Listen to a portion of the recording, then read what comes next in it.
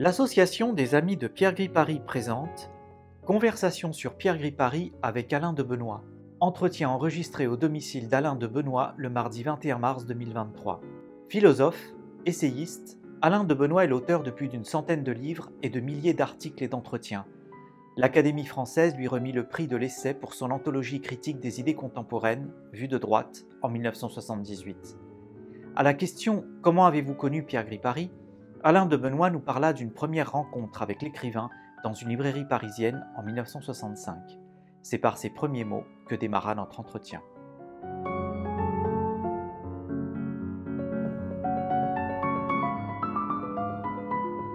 Je n'ai jamais eu accès à sa vie personnelle, privée. Je n'ai jamais eu une amitié entretenue par des rencontres extrêmement fréquentes. On s'apercevait comme ça, je le voyais à l'âge d'homme, ou je le voyais à telle ou telle occasion. Donc j'ai peu de choses. J'ai quand même, je ne sais pas si ça vous intéresse, mais j'ai 6-7 dates que je peux vous donner. Allez-y, bien sûr. Le 15 juin 1972, je me suis retrouvé avec Pierre Gripari à dîner chez Guy Rachet, qui était un archéologue qui a publié énormément de livres, qui habitait, je crois, à Boulevard-Saint-Germain. Il avait convié des gens qu'il connaissait, on devait être une dizaine, et il y avait notamment Pierre Gripari. La même année, le 31 décembre 1972, la nuit du Nouvel An, eh bien, Pierre Gripari et moi nous trouvions parmi le petit groupe qui a réveillonné chez Giorgio Locchi, le correspondant d'Il Tempo à Paris, qui collaborait à la revue Nouvelle École et dont l'Iliade vient d'éditer deux livres. Locchi habitait avec sa femme et ses 2 enfants à Saint-Cloud. Et donc, il avait fait une soirée de réveillon très sympathique, et il y avait Pierre Gripari, donc je l'ai revu à cette occasion. Après, on passe en 88, vous voyez, ça va vite. 19 mai 1988, j'étais présent à une signature de Pierre Gripari à la librairie Excalibur, qui est une autre librairie que l'on avait créée beaucoup plus tard, et qui a eu une existence d'ailleurs assez éphémère. C'était évidemment à Paris.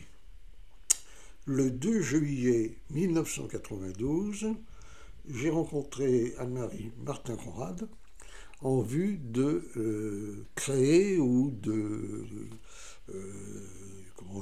faire fonctionner l'association des Amis de Pierre Gripari. Alors quand est-ce qu'elle a été créée, cette association ? C'était peut-être cette même année, je ne sais pas. Alors, elle a été créée par Gilles Bourquin l'année de la mort de... Enfin, l'année de la mort, il est mort le 23 décembre 90, donc elle a été créée courant 91. C'est ça.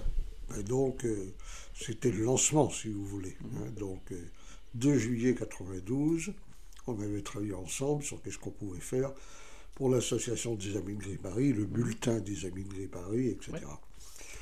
Ouais. J'ai retrouvé ensuite... les animateurs de l'association le 22 novembre 1998 pour une soirée qui s'est déroulée au Théâtre des Funambules et où s'est tenue l'Assemblée Générale de l'Association des Amis de Pierre Gripari.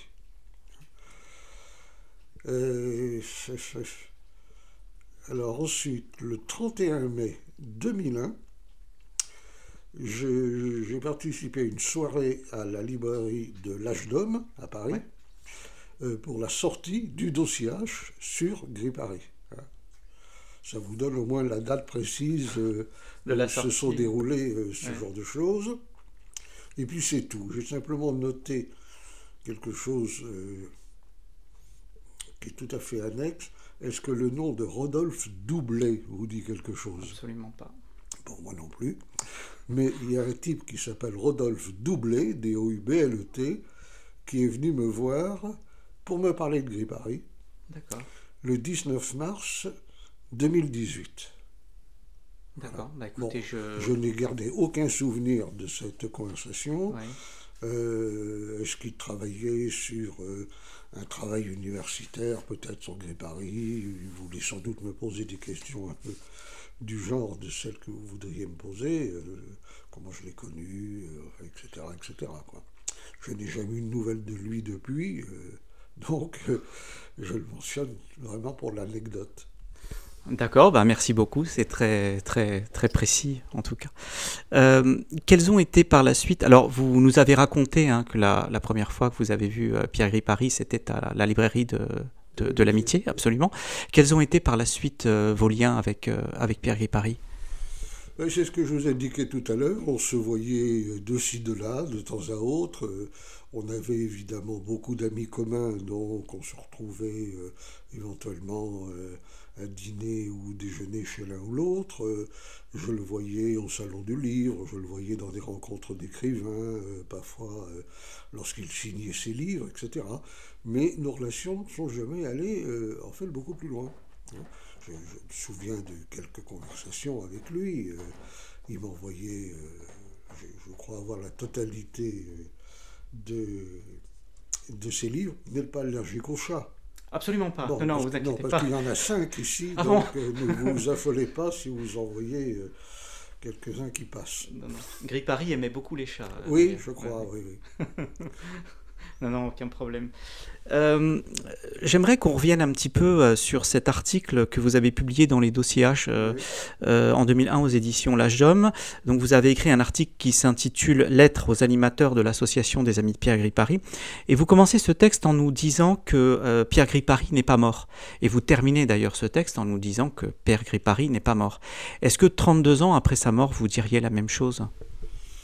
Ben, lorsque j'avais été sollicité pour écrire dans ce livre, Mhm.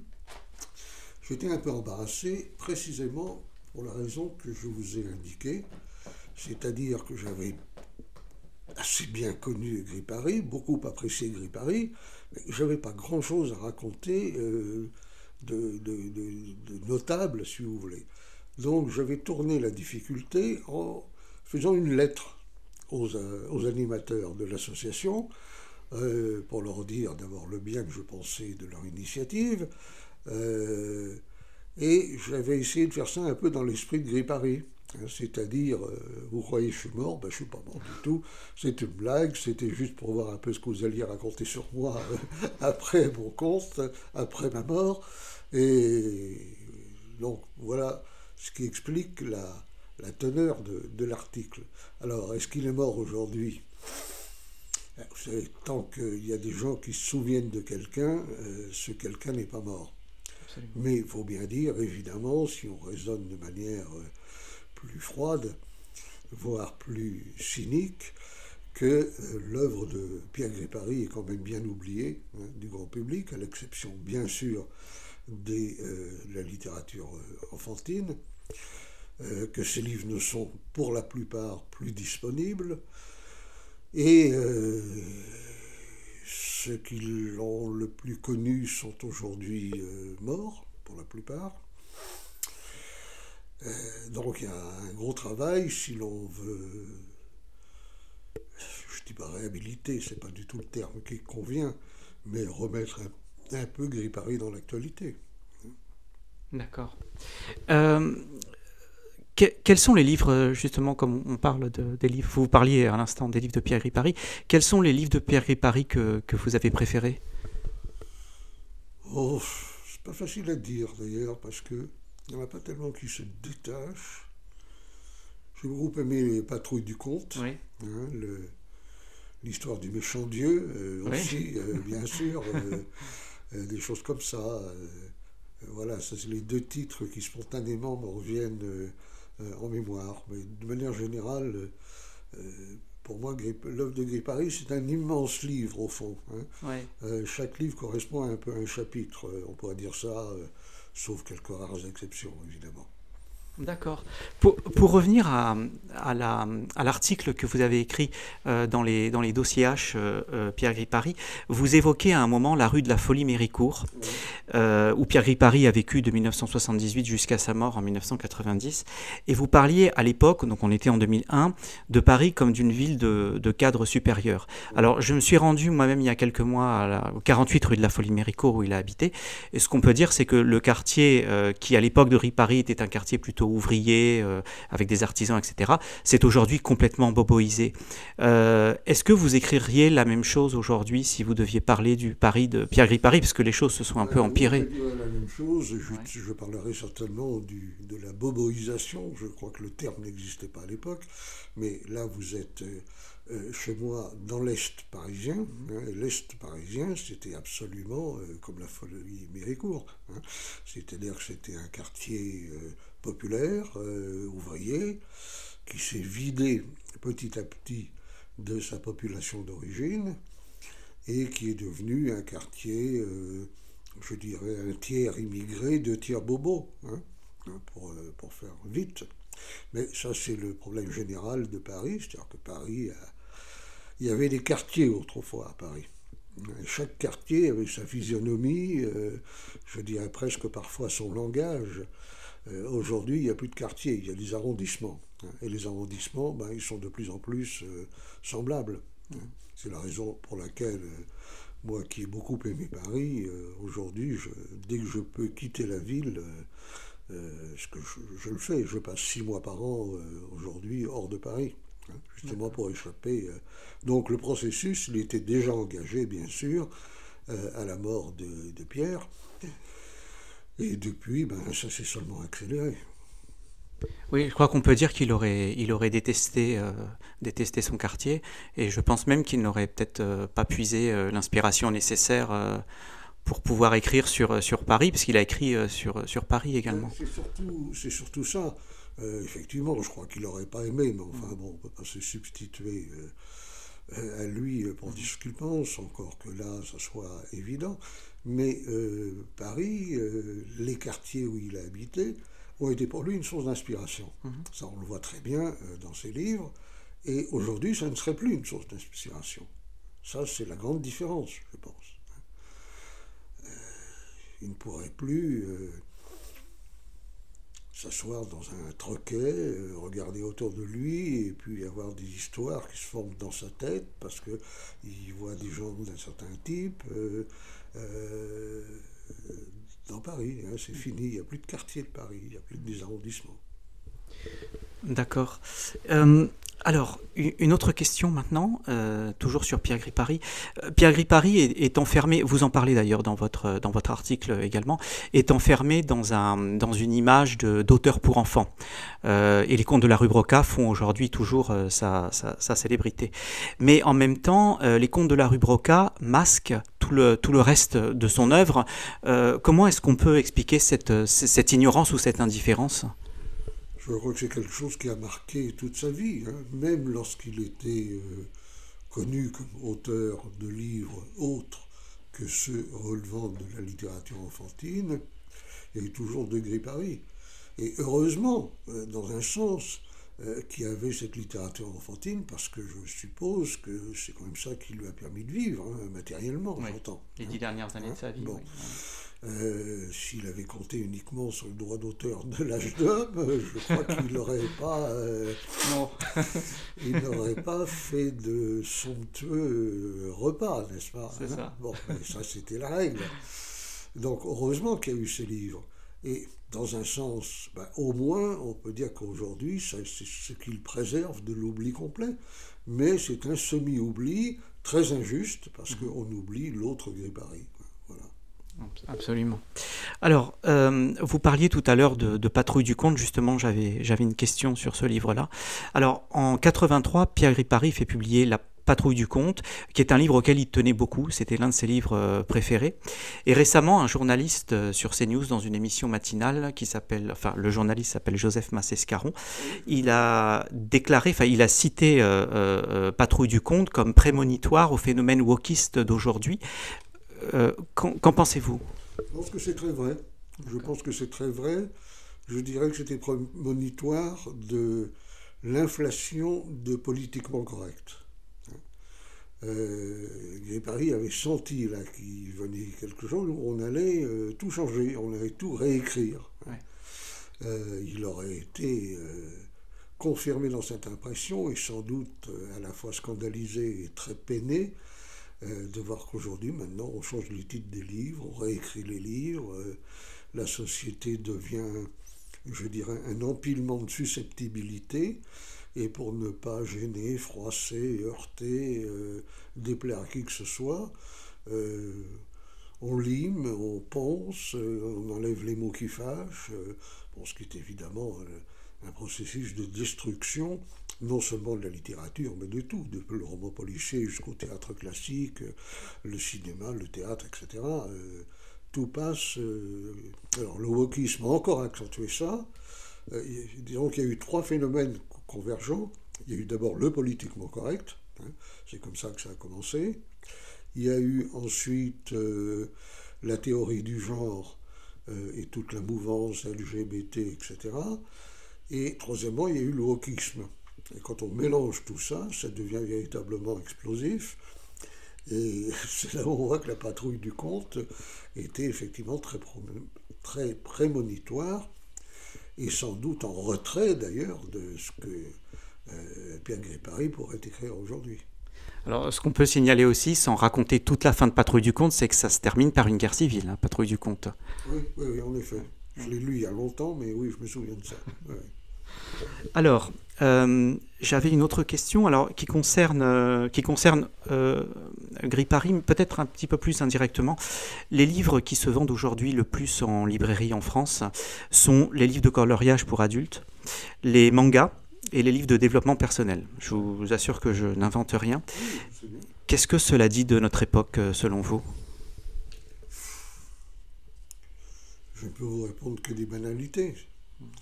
La baisse du niveau, la déculturation, et alors là il faudrait en faire une analyse sociologique plus poussée, le passage de la graphosphère, comme dit Régis Debray, à la vidéosphère, puis l'invasion du monde des écrans, qui font que les gens deviennent plus ou moins le terminal de leur ordinateur ou le prolongement de leur smartphone.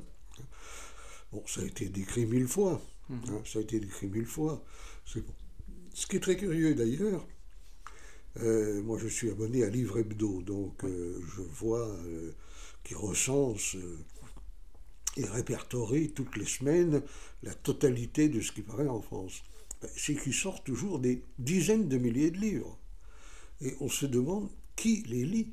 Qui les lit? Alors je sais bien que les chiffres de vente ont eux-mêmes baissé.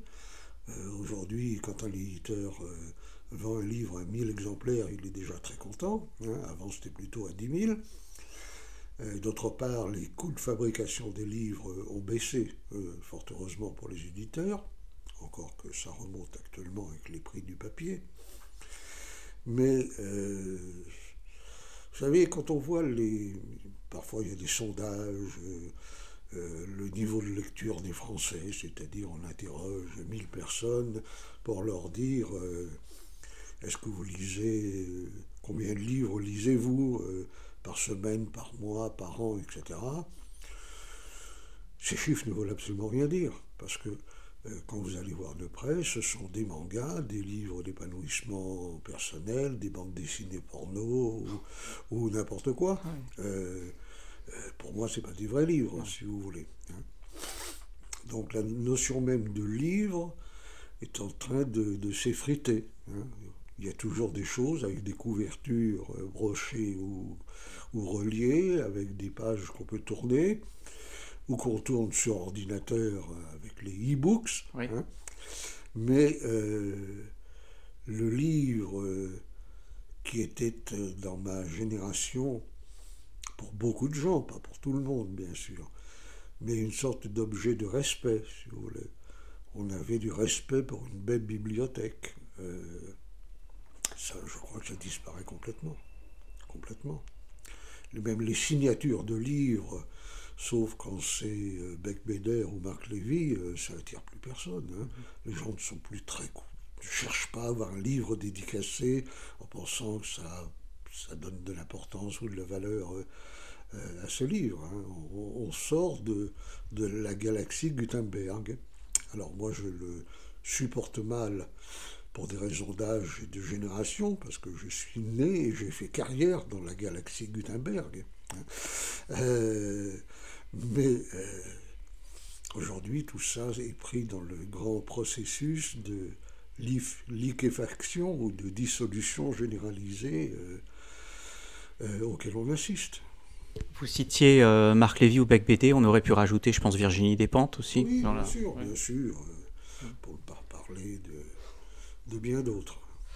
Alors, par rapport à ce contexte que vous venez de décrire, qui est, on va dire, assez inquiétant, très réaliste et en même temps très inquiétant, est-ce qu'on peut espérer un jour de voir ressurgir les livres pour adultes de Pierre Gripari, sachant qu'on pourra ajouter à ce contexte-là l'apparition de l'écriture inclusive dans à peu près toutes les administrations, les anglicismes et l'appauvrissement du français? Oui, on pourrait même parler des prix Nobel de littérature qui ne sont plus décernés en fonction des talents littéraires, mais des accointances idéologiques. Je veux dire, Annie Ernaux est un bon exemple. Bon, en même temps, je veux dire, on peut être pessimiste, mais il y a aussi de bons livres qui sortent. Il ne faut pas dire que simplement ce sont des livres qui ont des mini-publics. Alors, d'un autre côté, on peut regarder dans le passé, un passé plus lointain, les gens qu'on appelait les lettrés, les gens qui lisaient beaucoup. Il n'y en a jamais eu une majorité, bien entendu. La majeure partie des gens lisaient très peu, ou ils lisaient l'almanach de Vermeaux, ou des choses, ou la littérature de colportage, je veux dire au XVIIIe siècle par exemple. Il y a des gens totalement incultes. Une anecdote personnelle, mon père avait un ami qui n'était pas très malin et qui un jour est venu lui faire part d'un grave problème. On lui avait offert pour son anniversaire un livre, ce qui ne lui était jamais arrivé. Et comme il n'avait pas un livre dans sa maison, il disait à mon père, où est-ce que je peux le mettre? Mais, bon, et ça, c'était il y a longtemps. Hein, quand moi, je me souviens de ça, je devais avoir 11 ou 12 ans. Bon, donc, faut pas... Non, il y a de bonnes raisons d'être pessimiste. Alors, pour revenir à Gripari, est-ce qu'on peut espérer le voir revenir? Honnêtement, j'en sais rien. J'en sais rien. On peut espérer, ça coûte pas cher. Hein. Bien sûr. Mais... Honnêtement, je ne sais pas. Je ne sais pas quelles circonstances seraient de nature à ce que tout d'un coup, Gripari revienne dans l'actualité. Moi, j'ai connu des auteurs qui étaient des auteurs à succès. Je vais prendre deux exemples.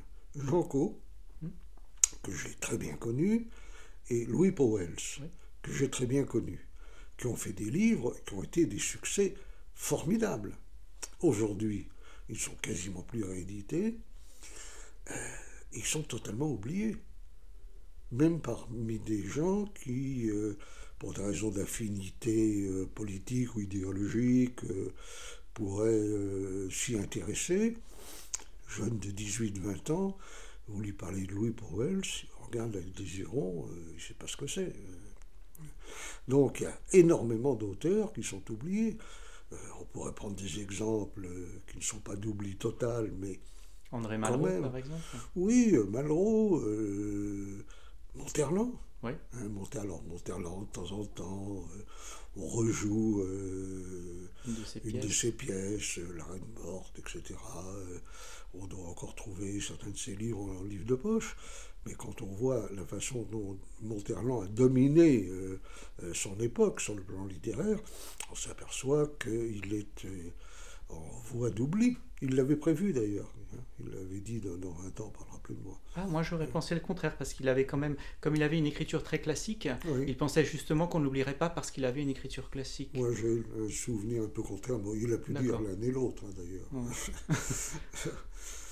Donc, qu'est-ce qu'on peut vous répondre?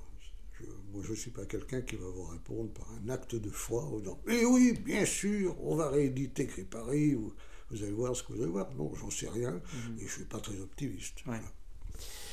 Et quels sont les mots qui vous viennent à l'esprit pour qualifier Pierre Gris Paris et son œuvre? C'était quelqu'un d'éminemment gentil. Je crois que c'est vraiment le terme. C'était le bon copain. Il tutoyait tout le monde.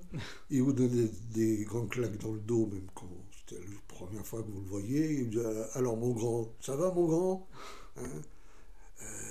C'est quelqu'un qui forçait la sympathie.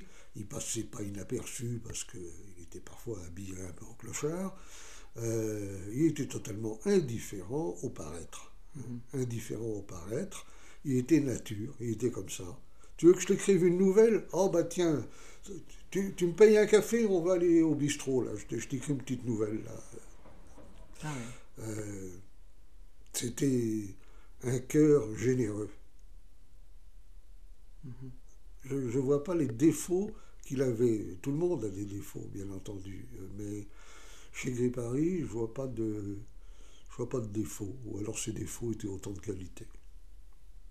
Vous parlez justement dans votre article de cette gentillesse de Gris Paris et de son aspect aussi, on va dire de ses accoutrements oui. assez particuliers. Ça revient également dans votre article. On a l'impression que ça vous a marqué aussi quelque part. C'est un peu frappant parce que à l'époque, aujourd'hui, tout le monde est plus ou moins débraillé, mais à l'époque, il y avait un peu plus de tenue. Lui, il arrivait avec un gros chandail. Ses yeux globuleux derrière des lunettes comme des hublots, avec des tongs ou des vieilles sandales usées aux pieds, il passait pas inaperçu. C'était très sympathique d'ailleurs, c'était Gris Paris, mais effectivement ça frappait. Mais comme disait Philippe Dumas, on lui pardonnait parce que c'était Gris Paris. C'est même pas une question de pardon, il n'y a pas... Moi, je ne dirais pas qu'il s'habillait sans aucun goût, mais on lui pardonnait. Non, il s'habillait comme il était nature. Donc rien à pardonner. Ça reflétait sa personnalité finalement. Oui, c'est ça. C'était comme ça. D'accord. Avez-vous des souvenirs marquants avec... alors pas avec Pierre Gris Paris, parce que vous m'avez déjà répondu par rapport à ça, mais dans vos lectures de Pierre Gris Paris, est-ce qu'il y a des choses qui vous ont marqué ? Particulier. Non, à l'époque, oui, sans doute, mais c'est trop loin. C'est trop loin. Ouais. Je ne me suis pas replongé dans Gris Paris depuis sa mort, si vous voulez. Donc ça fait quand même... 32 ans, on va sur la 33e année. Donc ça fait quand même pas mal de temps. Donc il n'y a pas de trucs qui me viennent en tête comme ça. D'accord. Alors, à la fin de votre article que vous avez publié donc, dans le dossier H, vous dites que la dernière fois que vous avez vu Pierre Gris Paris, c'était à la foire du livre de Francfort. Est-ce que vous en gardez des souvenirs? Est-ce que vous pourriez nous raconter? Oui, ça, je ne l'avais pas noté. Oui, c'est vrai. À l'époque, j'allais tous les ans à la foire du livre de Francfort, qui d'année en année grossissait. C'était une sorte de village olympique, la foire du livre de Francfort. Et j'allais là-bas essentiellement, j'y allais en voiture, muni de sacs postaux, où je ramenais des centaines de catalogues de maisons d'édition. Vous voyez? Bon, là c'est un peu le côté bibliomane et collectionneur qui... Et il y avait de temps en temps Gris Paris. Oui, il est allé à la foire du livre, peut-être sur le stand de l'Âge d'Homme, mais je ne pourrais pas vous le dire avec certitude, c'est probable. C'est probable. D'accord. Alors, j'aimerais évoquer avec vous alors un thème différent qui se trouve beaucoup dans les œuvres de Pierre Gris Paris. Alors, on sait que dans ses livres, il y a différents thèmes qui se répètent. Je pense par exemple au communisme, au stalinisme, à la religion, notamment à Dieu, à l'homosexualité. Et il y a un thème qui revient beaucoup et dont on parle peu, c'est la mort. Il disait la craindre, comme tout le monde. Ça apparaît dans son préambule de l'Évangile du Rien, qui est un peu sa profession de foi. Mais il disait qu'il en tirait une sagesse, c'est-à-dire l'acceptation du néant et le refus de tout mythe consolateur. Aujourd'hui, la mort, on la cache et on cherche même à la dépasser avec le transhumanisme. C'est l'évangile d'un monde préoccupant. Oui, bien sûr. La mort n'est plus comprise comme ce qui fait partie de la vie, comme le terme de la vie, et la fin, relative ou absolue selon qu'on pense qu'après la mort il y a autre chose, ce que je ne crois pas plus que Gray-Parry. Mais comment ne pas être préoccupé de la mort? Je veux dire, moi j'ai l'impression que je songeais à la mort tous les jours de ma vie. Pas du tout de manière obsessionnelle, mais comme dit Heidegger, ce qui caractérise le plus l'être humain, c'est la conscience de sa finitude. Nous savons que nous mourrons demain, après-demain, dans 5 ans, 10 ans, 30 ans, mais on n'y courra pas. Alors les philosophes, les moralistes ont développé toute une série de belles réflexions sur la façon d'apprendre à mourir sereinement, etc., etc. Bon, ça vaut ce que ça vaut, hein, selon le tempérament que l'on a. Mais aujourd'hui, la mort est évacuée. Elle est évacuée. On ne voit plus de corbillards, d'ailleurs. Oui, il ressemble maintenant à des magasins, à des camionnettes de livraison d'arty. On ne voit plus comment ça s'appelait, les décorations de deuil à l'entrée des immeubles. On ne voit plus les gens qui suivent un corbillard. La mort, elle est évacuée. Et on essaye d'expédier ça le plus vite possible et de ne pas la voir. On pourrait illustrer ça par une petite anecdote. Aujourd'hui, il y a finalement très peu de gens qui ont vu un mort, qui ont vu un cadavre. Autrefois, tout le monde avait vu le grand-père sur son lit de mort, et je ne parle pas des victimes de la guerre, d'accidents, de choses comme ça, je parle de la vie quotidienne. Aujourd'hui, les gens ne savent plus très bien, puis ça les gêne. Et puis comme aujourd'hui on est dans le règne de l'homo festivus, c'est une pensée désagréable. D'où la vogue ou la mode du transhumanisme, on va supprimer la mort, il y a eu d'autres, il y a des précédents, la cryogénie, on va se faire geler, puis on ressuscitera. Bon. Le rapport à la mort, l'un des plus beaux livres sur le sujet, c'est le livre de Philippe Ariès sur la mort en Occident, je crois, ou quelque chose comme ça. Le rapport à la mort a énormément varié. C'est quelque chose qui interpelle, c'est quelque chose de triste. Et les gens n'aiment pas être interpellés. Ils n'ont plus de vie intérieure. Penser la mort est un exercice dont très peu de gens sont capables. Oui, c'est triste. Et puisqu'on parle de Gray-Parry, je dois dire que la mort de Gray-Parry a quand même été quelque chose d'abominable. Bon, mourir à Noël, déjà, c'est vraiment affreux, je trouve. Et puis ensuite, si c'est exact ce qu'on m'a raconté, qu'il souffrait énormément et qu'il n'a pas voulu déranger les infirmières, toujours sa gentillesse, c'est vraiment à pleurer, quoi. Céline disait que le cinéma a tué le roman. On peut dire aujourd'hui qu'Internet a tué la télévision, en tout cas chez les jeunes, et Netflix, le cinéma. Nous sommes dans une société de l'image et du spectacle, pour reprendre les mots de Guy Debord. Comment, avec tout ça, donner aux gens le goût de la lecture ? Je ne sais pas. Ça paraît très compliqué. Mais oui, je veux dire, on peut se lancer dans tout un tas de théories, mais moi, je n'aime pas parler un peu en l'air. Il y aura toujours des lecteurs, il y aura toujours des vrais lecteurs. Simplement, ça deviendra une petite minorité. C'est comme dans Fahrenheit 451. Oui, de Ray Bradbury.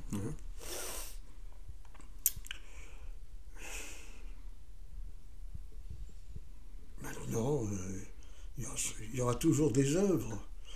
Mais ce qui me frappe, c'est la baisse de niveau, dans tous les domaines, que ce soit la littérature, le cinéma, la chanson, la politique.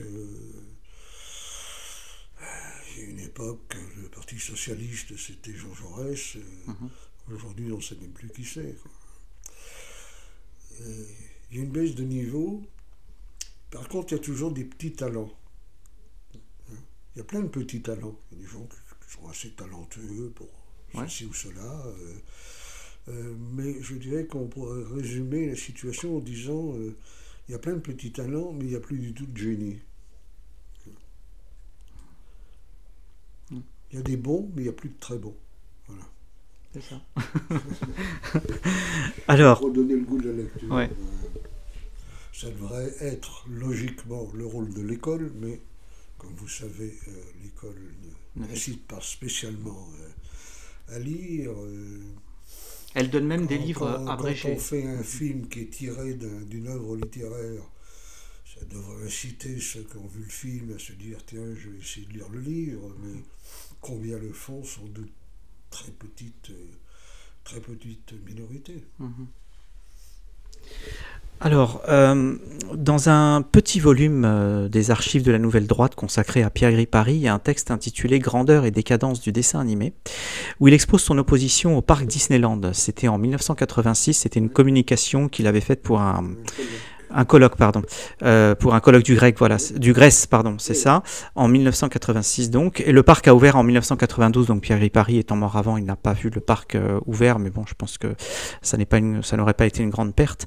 On a l'impression que si Pierre Gripari avait vécu, il aurait créé davantage de mondes parallèles pour s'éloigner d'un Occident décadent qu'il voyait venir, qu'il avait un peu prévu. C'est probable.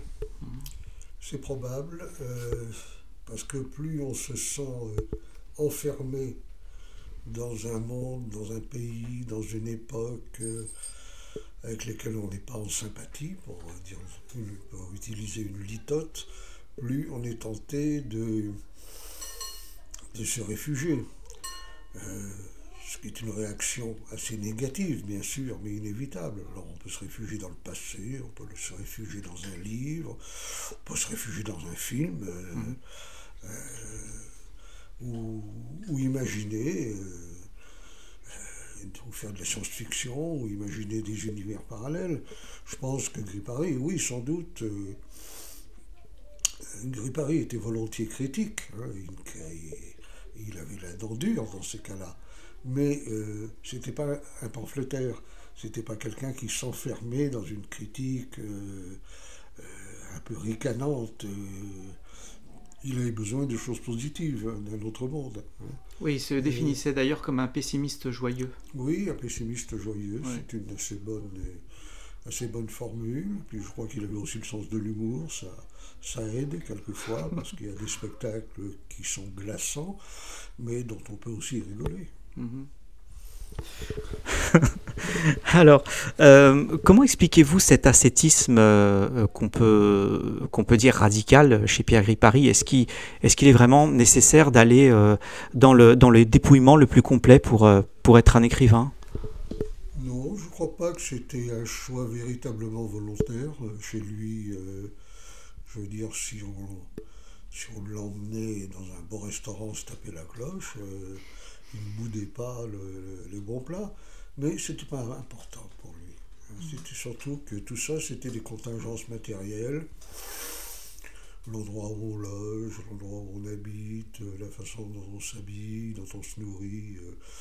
Oui, ça compte, mais pour lui, ça ne comptait pas finalement beaucoup. C'est pas de l'ascétisme comme le moine stylite. C'est pas une espèce d'ascèse, de recherche doloriste, non, c'est simplement qu'ils s'en foutaient, au sens propre du terme. Bien. Est-ce que vous souhaitez rajouter quelque chose, Alain Benoît ? Je suis désolé de ne pas avoir pu vous rapporter plus d'anecdotes. Je vous ai donné quelques dates qui peuvent être utiles parce que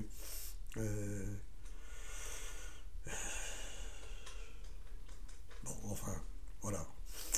Non, j'ai malheureusement rien à rajouter, j'aimerais bien, mais... Non, mais c'est déjà beaucoup, et puis on vous remercie au nom de l'association. Ce serait d'ailleurs bien qu'il soit réédité un jour. Ça pourrait être un moyen d'intérêt. Mais c'était des gros livres, là aussi, donc Moi, ça m'arrive d'écrire des gros livres. Je sais que les gros livres, ça n'a pas énormément de public. Hein. Bien, espérons. Merci beaucoup, Alain Benoît. Merci à vous, et désolé de ne pas pouvoir vous aider plus dans votre œuvre pieuse et salutaire. Merci, Alain Benoît. Au revoir.